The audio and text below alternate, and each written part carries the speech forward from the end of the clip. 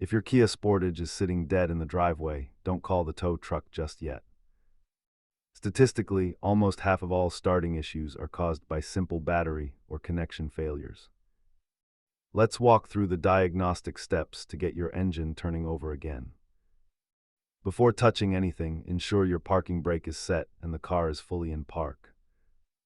If the car is silent when you turn the key, try shifting into neutral and starting it there. For push-button models, a dead key fob battery often prevents the immobilizer from disarming. Listen closely. Rapid clicking usually means low power, while silence points to a fuse or starter. Most fixes are under $20, but a full starter replacement can get expensive quickly. If the starter is stuck, a few light taps with a tool can sometimes get you one last start.